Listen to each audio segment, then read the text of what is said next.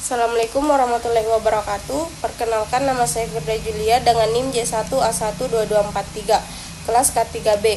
Di sini saya menjelaskan tentang bagan yang ada di samping. Bagan ini menjelaskan proses kompleks yang terlibat dalam penyerapan, distribusi, dan ekresi zat berpotensi beracun dalam tubuh manusia. Berikut adalah penjelasan yang lebih mendetail mengenai setiap tahap. Yang pertama itu ingestion. Proses dimulai ketika seseorang mengonsumsi zat beracun, baik melalui makanan, minuman, atau produk lain. Ingesti ini bisa menjadi secara tidak sengaja, misalnya mengonsumsi makanan yang terkontaminasi, atau sengaja, misalnya penyalahgunaan zat. Yang kedua itu gastrointestinal tract. Setelah zat beracun masuk ke dalam tubuh, ia melewati saluran pencernaan. Yang pertama, mouth. Saat pertama kali kontak dengan mulut, di mana beberapa proses awal pencernaan terjadi. Enzim dan asam di mulut mulai memecah zat. Yang kedua, esofagus. Zat bergerak melalui esofagus menuju lambung. Yang ketiga, stomach. Di lambung, zat dicampur dengan asam lambung dan enzim yang membantu memecahkan lebih lanjut. Terus, intestinal absorption.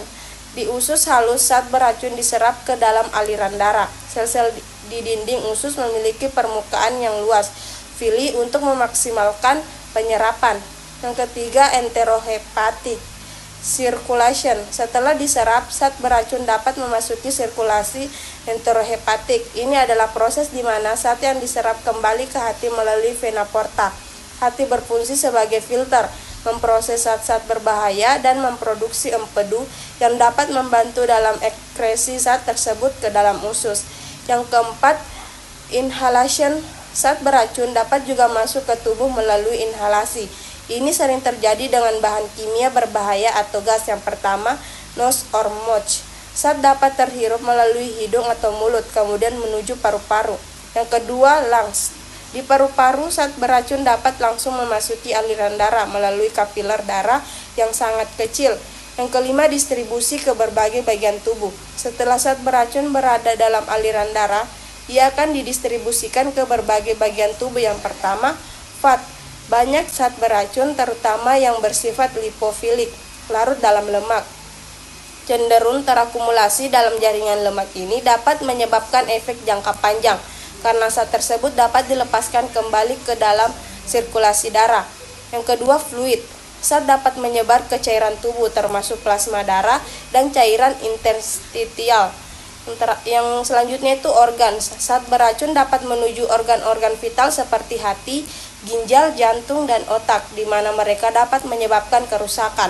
Selanjutnya, hair, nail, skin, bone. Beberapa zat dapat terakumulasi dalam struktur tubuh seperti rambut, kuku, kulit, dan tulang. Ini dapat menjadi indikator paparan zat beracun dalam jangka panjang. Yang keenam, ekresi. Proses ekresi adalah cara tubuh mengeluarkan zat beracun agar tidak menimbulkan efek berbahaya.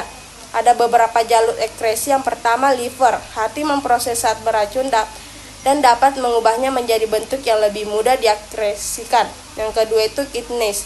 Zat yang telah diproses oleh hati dapat disaring oleh ginjal. Ginjal memainkan peran penting dalam pengeluaran racun melalui urin. Yang ketiga itu bladder. Zat yang telah disaring terkumpul di kandung kemih sebelum dikeluarkan. Kemudian urin. Zat beracun dikeluarkan dari tubuh melalui urin.